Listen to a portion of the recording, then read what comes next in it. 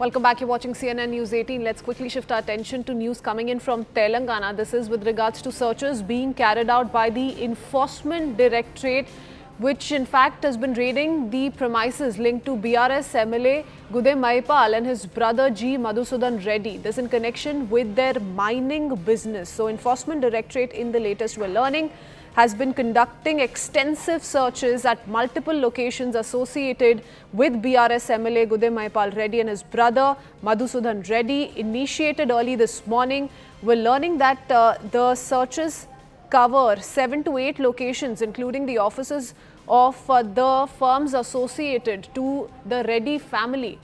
Let me go across to Shankar Anand, my colleague, joining us with more details. जो ये जांच चल रही है, सर्चेस चल रहे हैं एनफोर्समेंट डायरेक्टरेट की तरफ से, शंकर, उनके बारे में और जानकारी दीजिए। कितनी लोकेशंस पे ये सर्चेस चल रही हैं?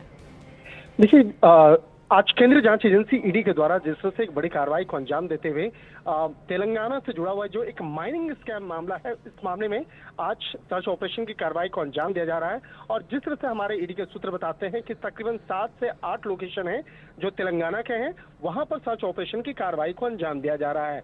और जिस तरह से बीआरएस पार्टी से जुड़े हुए एक विधायक हैं, उनके भाई के यहाँ पर और इसके साथ साथ उससे जुड़े हुए कंपनियों के खिलाफ जिस तरह से सर्च ऑपरेशन को कार्रवाई दिया जा रहा है, तो एक तरह से कह सकते हैं कि जिस तरह से जी मधुसूदन रेड्डी की अगर बात करें और जिस तरह से उनके भाई जो की अगर बात करें तो जी महिपाल रेड्डी हैं, जो उनसे बकायदा जो कनेक्शंस है और उनका नाम जिस तरह से सामने आया था, तो इन तमाम मामलों पर आज कार्रवाई की जा रही है। और ये जो माइनिंग स्कैम की अगर बात करें तो ये माइनिंग स्कैम तकरीबन 300 करोड़ का बताया जा रहा है। और इस मामले में शुरुआती तौर पर तेलंगाना पुलिस के द्वारा एक FIR रजिस्टर्ड किया गया था और इस मामले में जो पाया गया था कि किस तरह से मनी लॉन्ड्रिंग के मामलों को अंजाम दिया गया है और 300 करोड़ का जो शुरुआती तौर पर जो इन्वेस्टिगेशन था वो निकल के सामने आया था।